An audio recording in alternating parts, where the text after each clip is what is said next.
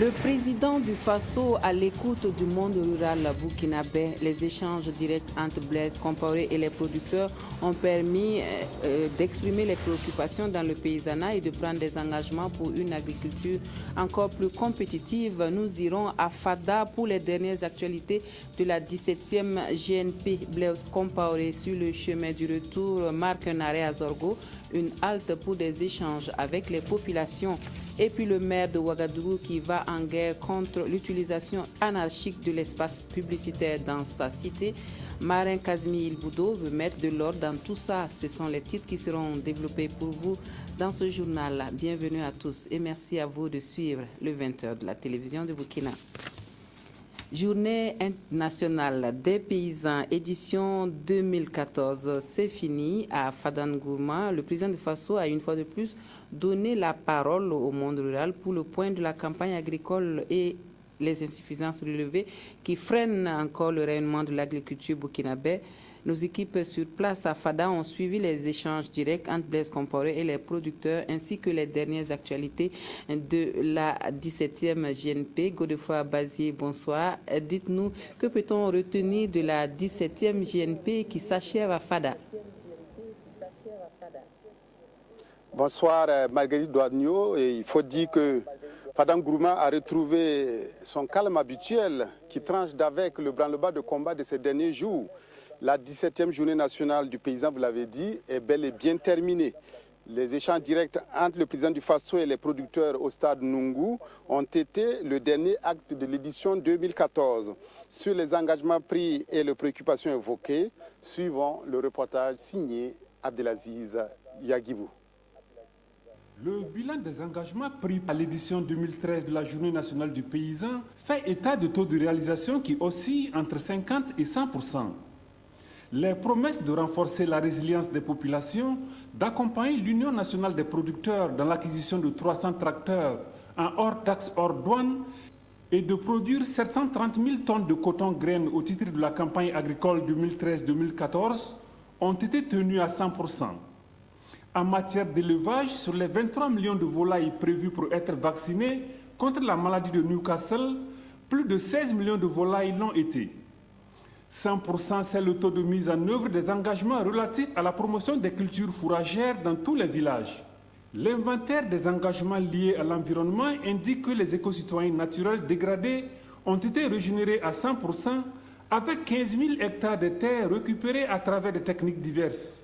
Malgré ce bilan jugé des plus satisfaisants, des goulots d'étranglement restent à lever pour permettre à l'agriculture burkinabé de générer de la valeur ajoutée à la hauteur des attentes. Cela passe aussi et surtout par la réussite du pari de la transformation dans les règles de l'art des produits agricoles nationaux.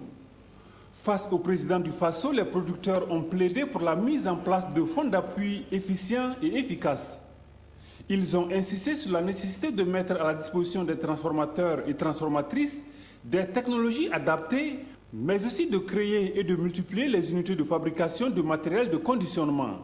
Les transformateurs, pour jouer au mieux leur partition, souhaitent une promotion soutenue des énergies nouvelles et renouvelables, la réalisation et l'amélioration des routes, des infrastructures hydrauliques, la multiplication des usines de fabrication d'aliments pour bétail. Doléances auxquelles le président du Faso promet mettre tout en œuvre pour donner une suite favorable. C'est un monde aujourd'hui qui est ouvert. Voilà, ceux qui ne s'ouvrent pas, ceux qui s'enferment, ne pourront jamais réussir à préparer l'avenir. Donc nous avons besoin aussi de nous ouvrir, de vendre nos productions, nos produits dehors.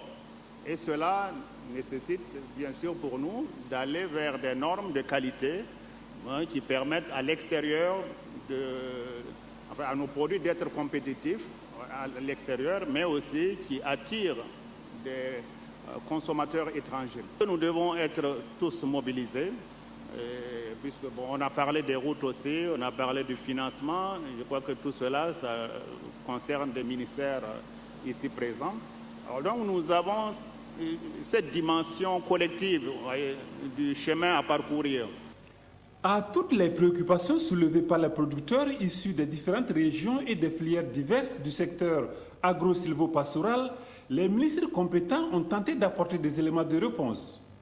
Réponse qui annonce de beaux jours pour l'agriculture burkinabé. La rencontre de ce matin a aussi permis aux producteurs de prendre des engagements. Les producteurs ont souhaité l'accompagnement du gouvernement, mais ont pris la résolution de réaliser des actions dans l'agriculture, la pisciculture et l'environnement pour accroître notre productivité agricole. Précision, Evelyne Dabiri.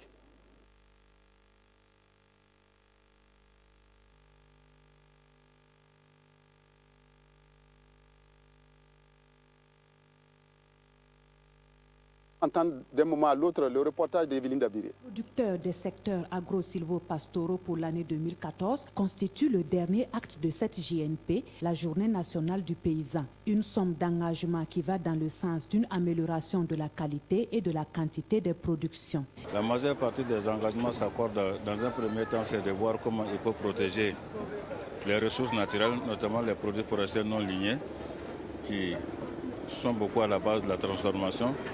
Les engagements concernent aussi comment il faut arriver effectivement à notifier les contrats de production entre transformateurs et le secteur de production. Il y a des engagements à relever la production nationale tant au niveau des céréales, du coton et de l'élevage, qui aussi consiste.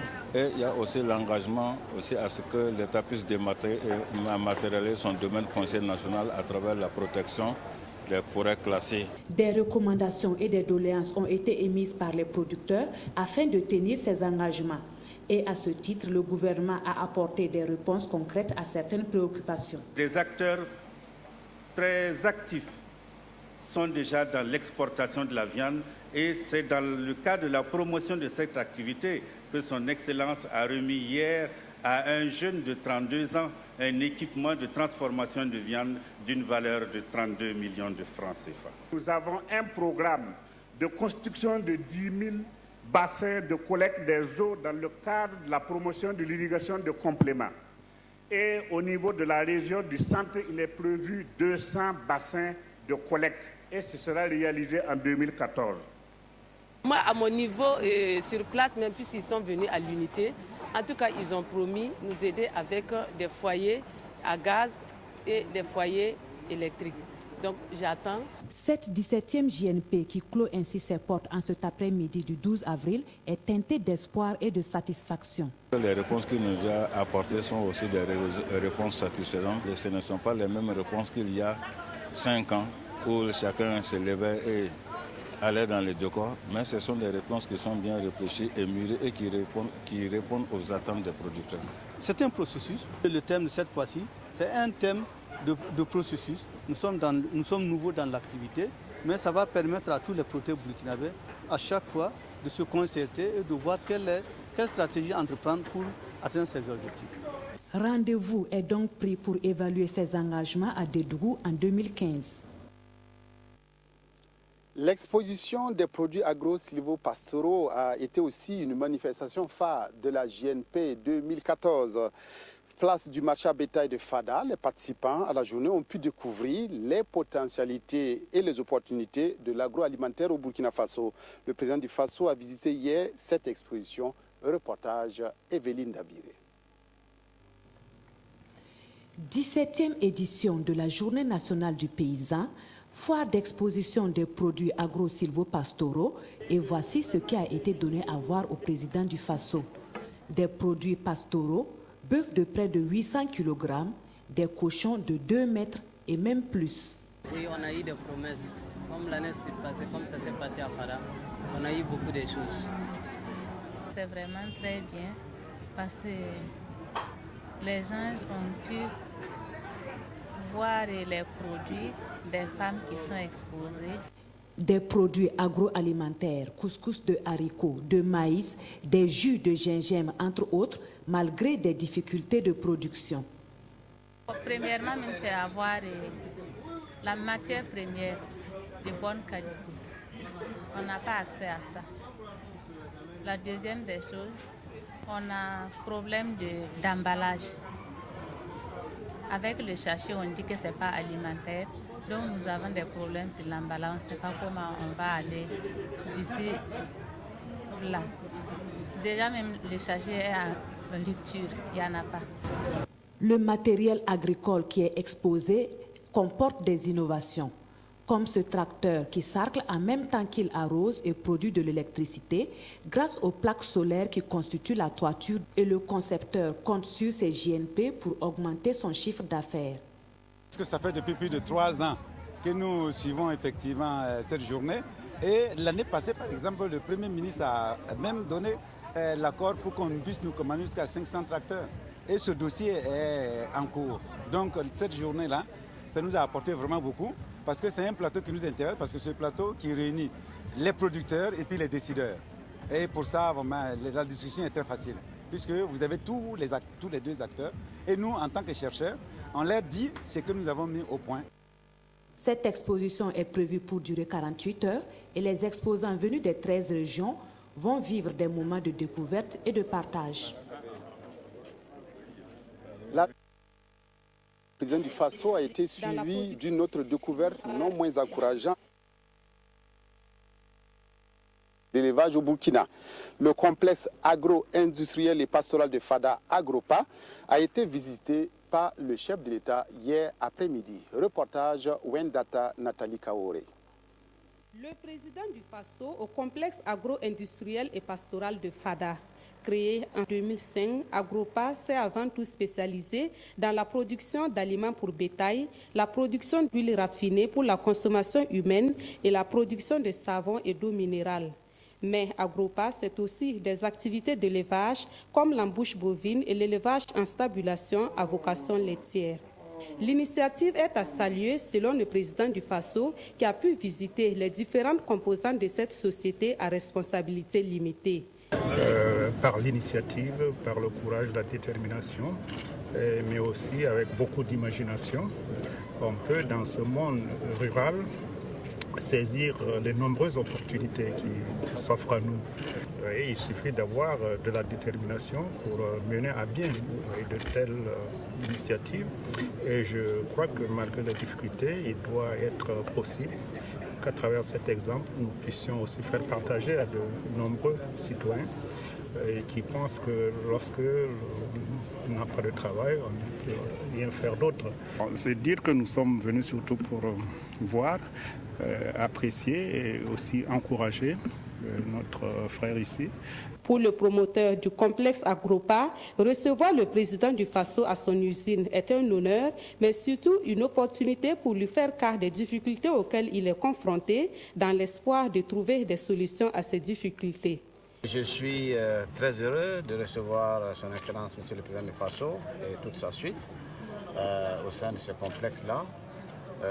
Leur venue ici est la preuve qu'ils s'intéressent à l'ensemble de l'activité que mènent les producteurs à tous les niveaux et nous en sommes effectivement très heureux. Cela a été également pour nous l'occasion de présenter ce que nous posons comme acte, mais également l'occasion de dire les difficultés que nous avons. La principale difficulté s'appelle grain de coton.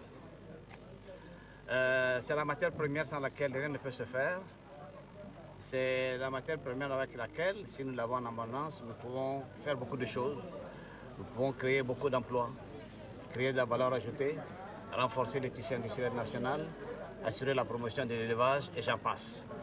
Au complexe agro-industriel et pastoral de Fada, environ 300 employés permanents et saisonniers travaillent. Son promoteur espère des solutions aux problèmes rencontrés pour créer davantage d'emplois et intensifier la transformation et relever le défi de la compétitivité, comme cela est inscrit dans le thème de la présente édition de la Journée nationale du paysan. Cette 17e GNP a connu, comme les autres rendez-vous avec le monde rural, des contributions de promoteurs privés en faveur de l'agriculture. Ainsi, le promoteur de Diamondi Service a remis au Comité national d'organisation 50 charrues, un geste destiné à accompagner le gouvernement dans sa politique de mécanisation de l'agriculture. Issaka Suleiman Diallo, reportage. Accompagner les paysans dans la mécanisation de l'agriculture n'est pas seulement une affaire du gouvernement.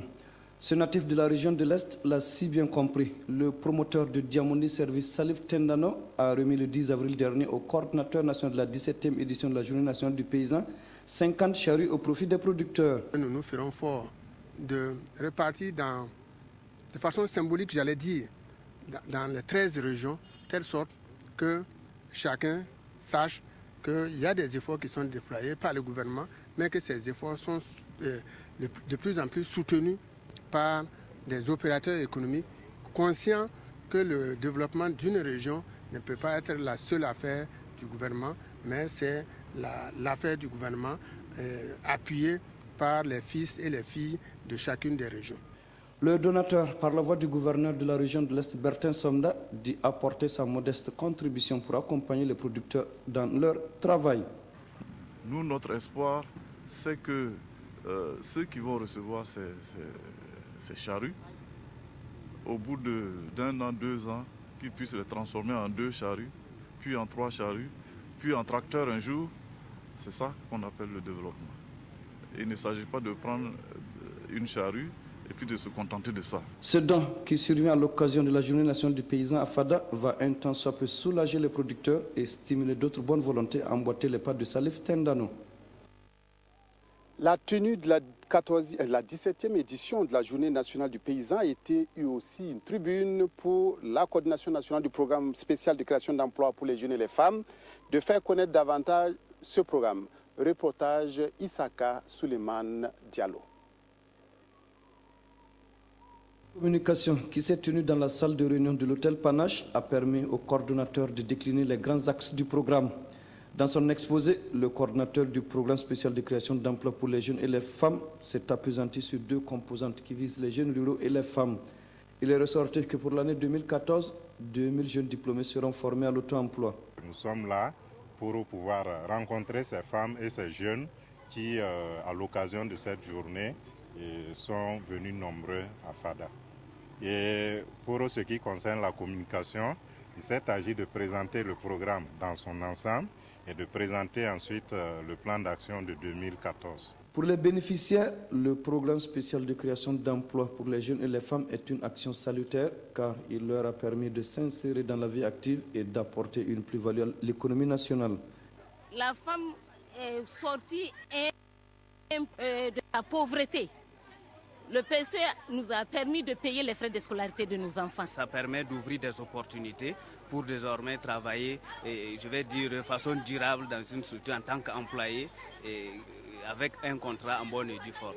Mise en œuvre en 2012, le PSEJF vise à mettre en place un dispositif de proximité performant de création d'emplois en vue de réduire de façon significative le chômage et la pauvreté, ce qui permettra de consolider la cohésion sociale, le dialogue et la paix, gage de tout développement économique et social durable. Voilà, Marguerite Douagneau, c'était le dernier rendez-vous de la JNP 2014, 17e édition à Fadangourouma. Nous étions en direct depuis le stade Nungu de Fadangourouma où se sont tenus ce matin les échanges directs entre le gouvernement et les producteurs du Burkina. C'est ici que prend fin cette édition de 2014. Merci à vous d'être restés à notre compagnie. Merci à toutes les équipes qui sont mobilisées pendant ces 3 jours à Fadangourouma pour faire vivre les intenses moments de la rencontre entre le gouvernement et les producteurs du Burkina. Merci, à très bientôt.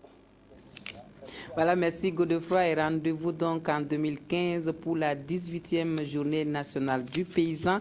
Sur le chemin du retour de Fadangourouma, le président du Faso a fait escale à Zorgo, une halte pour aller à la rencontre des populations. Le chef de l'État promet faire des efforts pour améliorer les conditions de production. Blaise Compaoré a aussi fait la promesse de poursuivre la construction des infrastructures sociales. L'ambiance avec Simon Gongo. Le bain de foule avant de prendre place. Ce soir à Zorgo, c'est en langue nationale morée que Blaise Compaoré a parlé à la population. Nous sommes tous de la même famille. Voici le message que le président du Faso a donné aux habitants de Zorgo d'entrée de jeu. Mais cette halte, c'est surtout pour saluer l'engagement de tous les acteurs du monde rural dans la production au Burkina. Pour le président du Faso, c'est par la contribution de tous que le Burkina est devenu le premier producteur de coton en Afrique et un pays de paix, d'amour, apprécié de l'extérieur.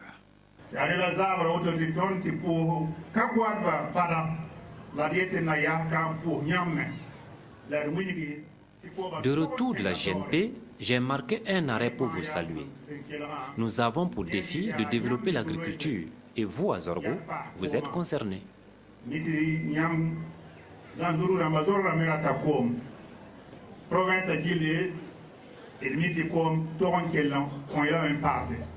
Nous savons que vos problèmes ici, c'est la disponibilité en eau. Nous travaillons à mettre l'eau à votre disposition. C'est le même message que nous avons passé aux producteurs à Fada.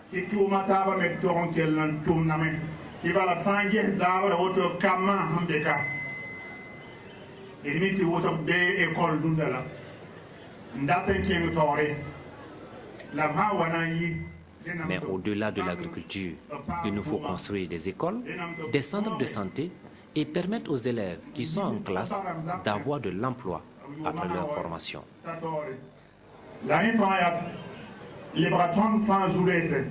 Ce sont là des réponses au maire de la ville qui, au nom de sa population, a demandé au président de poursuivre ses efforts à l'endroit du monde rural. Pour Amadou Kaboré, la rencontre de Fada Ngourma traduit tout le soutien de Blaise Compaoré au monde paysan et sa commune lui en est reconnaissante.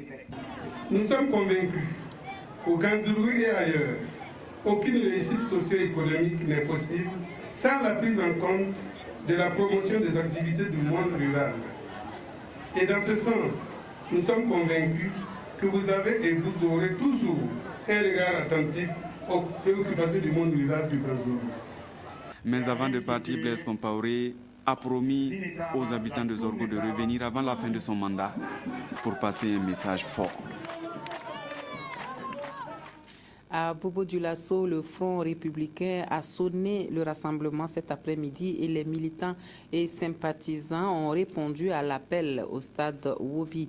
Pour ce premier meeting dans les Hauts-Bassins, les délégations sont venues de toute la région pour entendre le message des responsables de ce regroupement de partis politiques qui soutient la majorité au pouvoir, Karim Sissé. Après la création du Front républicain le 23 janvier dernier, voici le tout premier meeting de ce regroupement de partis. Et c'est au stade Wobi de Bobo-Dioulasso que les militants, militantes, sympathisants, sympathisantes venus des quatre coins des Hauts-Bassins ainsi que les ténors du Front républicain se sont retrouvés. Personne ne voulait se faire compter ce premier acte du Front républicain. Tour à tour, chacun des intervenants a rappelé la nécessité de la défense et de la promotion des valeurs républicaines, de la paix et de la cohésion sociale. Que ce soit le représentant des vieux, celui des jeunes et la représentante des femmes, bref, tous ont dit oui pour le Sénat, oui pour la révision de l'article 37 et oui pour le référendum. La naissance du Front républicain vient de redonner au paysage politique national un souffle nouveau de démocratie et une nouvelle dynamique à la jeunesse du Burkina Faso. Selon les organisateurs de ce premier meeting du Front républicain, des mémoires d'hommes, jamais le stade Wobi n'a accueilli une telle mobilisation. Une mobilisation qui, toujours selon eux, témoigne de l'adhésion de la population à la vision du Front républicain. Camarades, vous venez de démontrer aujourd'hui que vous adhérez à la vision du Front républicain, de tous les partis républicains, des partis qui sont pour le progrès.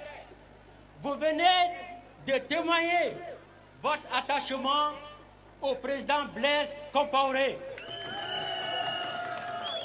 Aujourd'hui, si je suis assis à côté d'Assimi Kwanda, et s'il y a d'autres partis de l'opposition, c'est parce que quelque chose a changé. C'est parce qu'il y a beaucoup plus de tolérance, de reconnaissance de la diversité, je voudrais dire même d'humanité dans le CDP, et je voudrais l'en remercier. Votre engagement permanent, votre détermination, vous les jeunes, vous les femmes, vous les anciens, que vous êtes prêts à faire triompher les idéaux du Front républicain. Un front qui est bâti sur la cohésion dans la différence. Notons qu'à ce meeting, la première dame du Faso a effectué le déplacement du stade Wobi pour soutenir les organisateurs. Avant le début de ce meeting, des jeunes ont sillonné quelques artères de la ville de Sia, une caravane pour traduire leur engagement aux côtés des cadres du Front républicain pour l'ancrage de la démocratie au Burkina Faso. Voilà, et puis le train de sensibilisation et d'information sur les mesures sociales gouvernementales qui a sillonné le Burkina Faso durant toute cette semaine est passé par le BAM. Et à Kongoussi, les forces vives ont écouté avec intérêt les explications de la délégation du gouvernement et ont manifesté leur adhésion à ces dispositions prises pour le mieux-être des Burkinabés. C'est Cédouzon qui nous fait le point des échanges à Kongoussi. Kongoussi. Dernière étape de la tournée gouvernementale. Les forces vives sont présentes pour écouter le message de la délégation.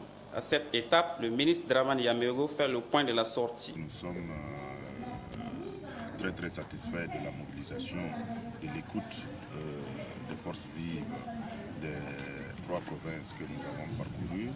Nous avons essentiellement développé les mesures nouvelles qui ont été prises à l'égard, n'est-ce pas, de ces structures qui ont accueilli très favorablement ces mesures et qui ont exprimé toute leur gratitude à l'égard du gouvernement et encouragé le gouvernement à persévérer sur la voie.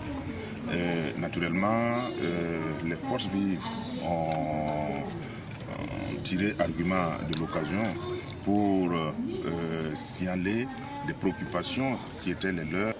Mais avant de quitter la région du Centre-Nord, la délégation gouvernementale a tenu à lancer un message à l'endroit de la population. Le message que nous avons à donner, c'est que nous comptons sur les personnes ressources de la région, afin que ces personnes-là puissent être à l'écoute des populations comme elles l'ont toujours fait.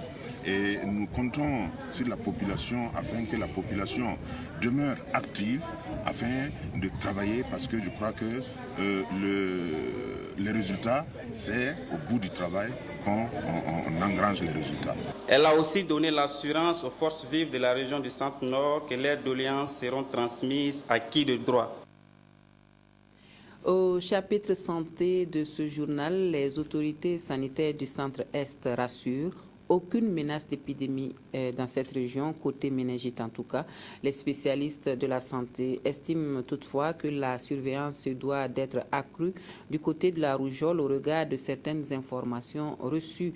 Et c'est ce que l'on retient de la rencontre de Tenkodogo du comité régional de gestion des épidémies. Et c'est Emmanuel Kaboré qui nous en parle. Le comité régional de gestion des épidémies a fait le point de la situation épidémiologique dans la région du Centre-Est. C'était au cours de sa première réunion de l'année 2014, ce 4 avril, à Tenkodogo. Pour la méningite, 27 cas ont été relevés, ce qui est loin du seuil d'épidémie. C'est au niveau de la rougeole que le seuil semble être atteint, mais la situation est sous contrôle. La situation est calme. Par exemple, quand je prends le cas de la méningite, si nous faisons un recul sur plus de 5 ans, l'année 2014, c'est l'année où nous avons le moins de cas.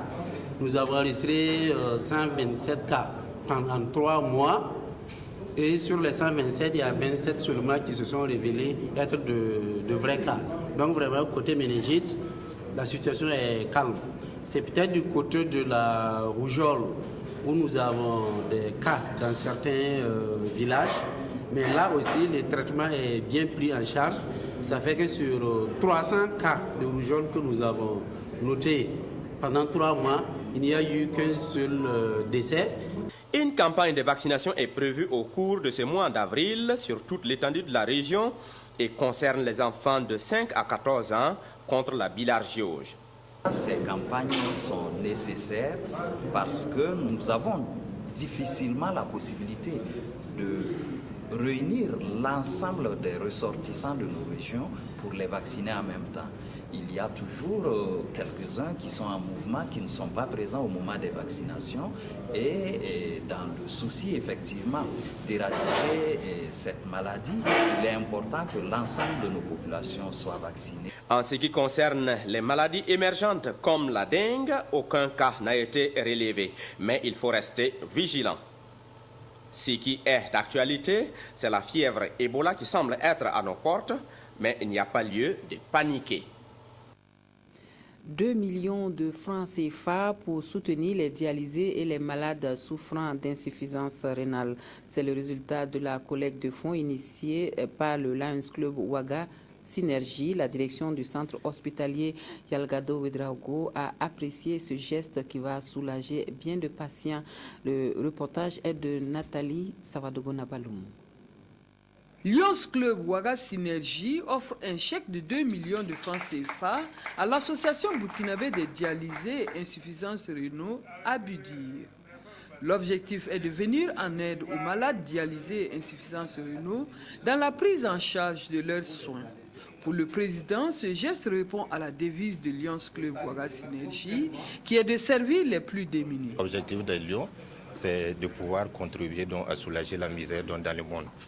Et cette association aussi est composée de nombreux membres, dont plus de 180 membres, qui font donc des centaines et des centaines de kilomètres donc par jour pour pouvoir venir au niveau donc du seul centre à Ouagadougou pour avoir accès à l'hémodialyse. Et nous avons donc pensé qu'au regard des efforts qui sont fournis par l'État, qui ne peuvent pas être donc suffisants, il était bon que nous également nous puissions donc nous mobiliser pour apporter donc une modeste contribution à l'endroit donc de cette association. Et c'est un président très ému qui manque de mots pour dire merci aux Lions. Pour nous malades, ce geste, ça nous soulage 1000 fois. Si je dis ça, bon, peut-être vous allez me comprendre parce qu'un malade aujourd'hui, surtout l'insuffisance rénale, c'est comme les autres qui m'ont devancé l'ont dit, tu n'as plus autre chose dans la vie que de penser à ta santé, comment faire pour vivre. Nous, notre prière tous les jours, c'est d'avoir des gens comme Ouaga Synergie qui viennent à côté de nous. Le directeur général du centre hospitalier universitaire Yalgado Ouedraogo a lui aussi salué l'œuvre des Lions et a invité l'Abudir à faire bon usage. Le président de Ouaga Synergie rassure que son club va continuer à poser d'autres actions dans le futur pour le bien-être des personnes démunies. Les professionnels de la santé privée au Burkina Faso, eux, conjuguent leurs efforts pour mieux répondre aux attentes des populations. La Fédération des associations de la santé privée existe depuis 2013 et répond à cette volonté de synergie d'action.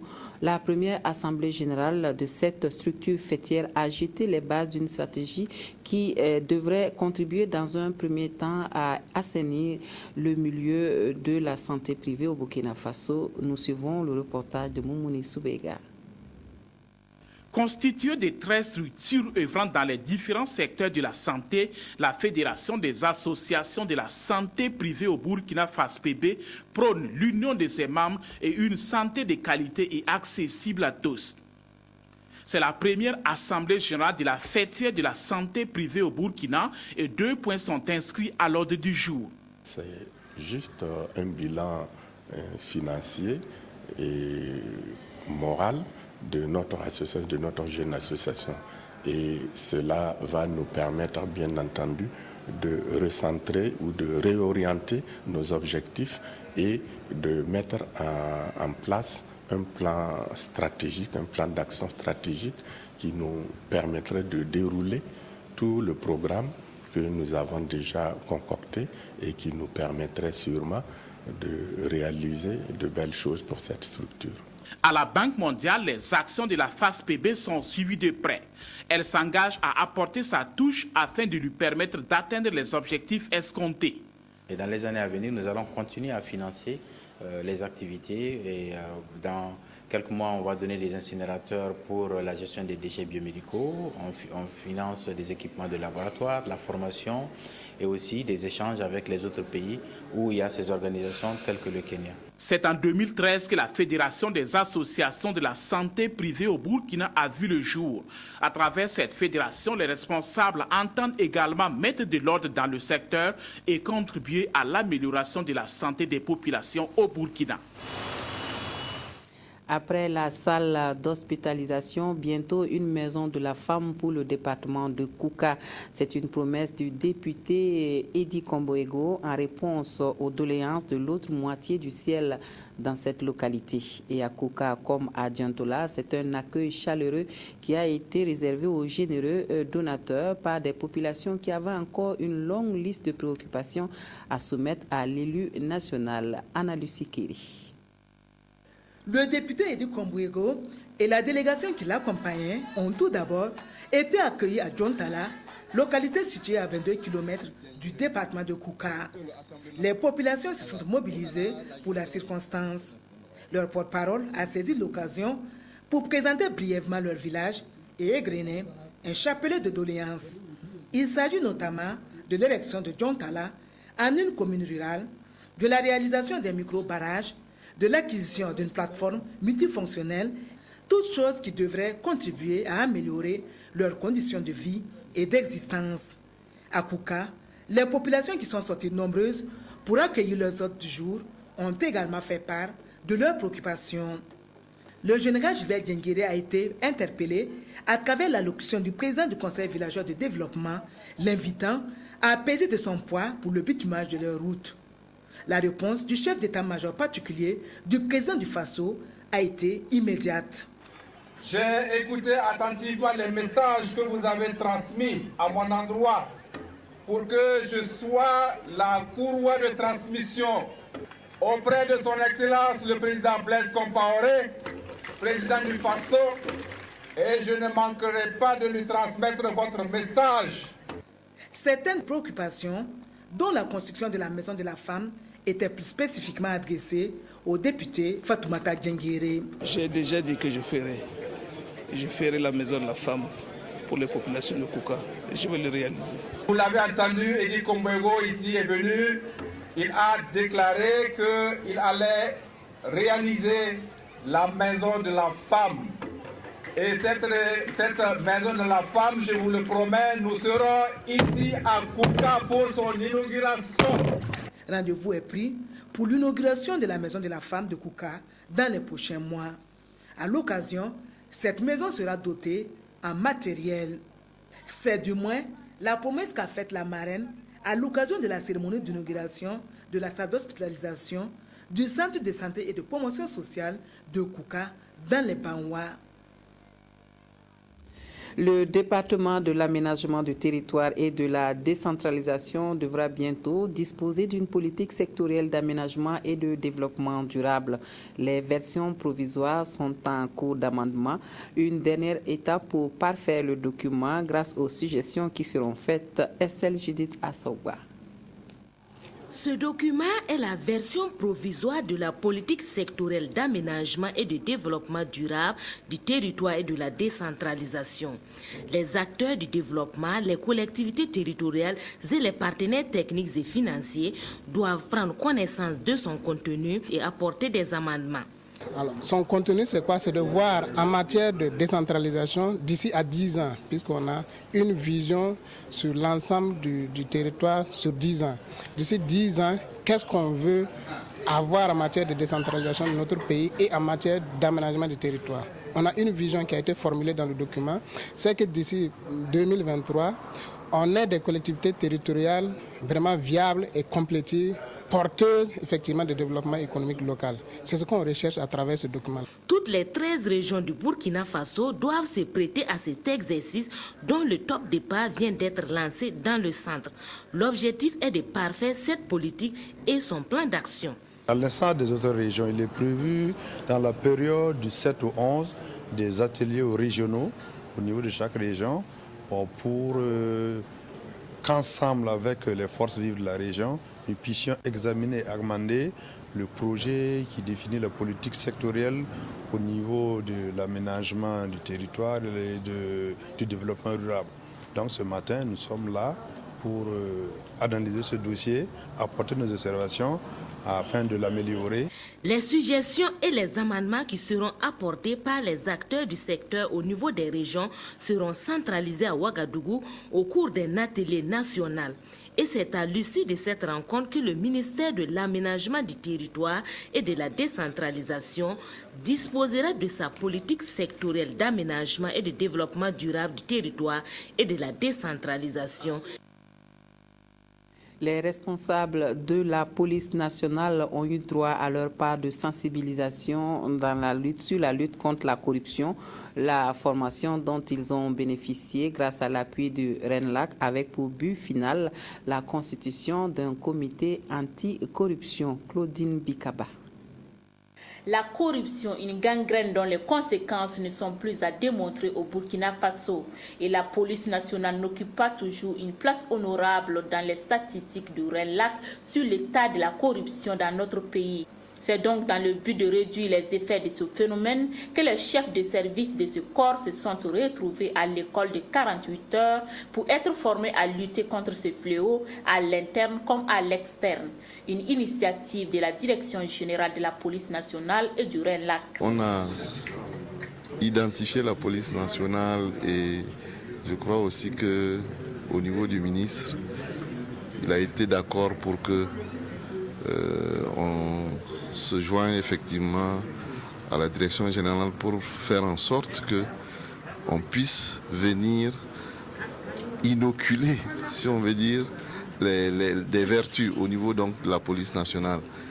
Et donc je me dis que si effectivement la direction générale est impliquée, si les différents directeurs sont impliqués, ça fait vraiment un personnel beaucoup plus large. Et à partir de ce moment-là, ça va descendre jusqu'à la base. En fait, il s'est agi, comme vous l'avez si bien entendu dans les différentes interventions, de perspectives de mise en place de comités anticorruption au sein de l'institution policière, dans l'optique, en tout cas, de mieux lutter contre le phénomène qu'est la corruption. Cette formation devrait aboutir à la mise en place de comités anticorruption qui vont lutter contre elle, promouvoir la bonne gouvernance et veiller au respect de l'éthique et de la déontologie professionnelle au sein de la Direction générale de la police nationale. Et voici le maire de Ouagadougou qui veut mettre fin à l'utilisation anarchique de l'espace publicitaire dans la capitale. Le dernier mot reviendra aux autorités municipales quant au choix du panneau, le format et la qualité du support à utiliser, dixit Marin Kazimi Ilboudou. Les discussions entre le bourgmestre et les agences de communication aboutissent à une nouvelle orientation pour une gestion plus saine de la publicité à Ouagadougou. Maxime Zongo. Dans la quête de la visibilité de leurs produits, ils sont de plus en plus nombreux à envahir les endroits stratégiques de la cité, souvent au mépris de la réglementation en vigueur. La mairie, qui entend mettre de l'ordre dans tout ça et permettre aux uns et aux autres de s'afficher tout en respectant les règles de l'art, a tenu à convier les principaux intéressés pour une mise au point. Nous avons dans un premier temps élaboré une note d'orientation sur les grandes orientations qui y sont contenues et nous avons répercuté cette note-là à toutes les régies pour qu'elles puissent apporter leurs amendements. Et la rencontre de ce jour avait pour but de faire le point, de faire la restitution des amendements qui nous sont parvenus. À travers ces échanges, l'objectif était de préparer les supports à respecter, envisager la relecture des textes qui vont définir les nouveaux critères. Ce qu'il faut retenir, rien ne sera plus comme avant. Il ne sera plus donné l'autorisation à une régie d'aller identifier un site et de revenir dire aux autorités communales, moi je vais implanter mon panneau à tel endroit. C'est la commune qui va définir. Dans tel site, au rond-point des Nations Unies par exemple, voilà le nombre de panneaux, voilà le format, voilà la qualité de support que vous devez utiliser. Et en fonction de cela, il est fait un appel à concurrence au niveau des régies. Et les régies qui soumissionnent auront l'obligation de respecter la nouvelle réglementation en vigueur. De ces échanges qui vont se poursuivre dans les jours à venir sont attendues des conclusions consensuelles. Le nouveau dispositif réglementaire d'application de ces conclusions sera soumis à la sanction du conseil municipal en dernier ressort.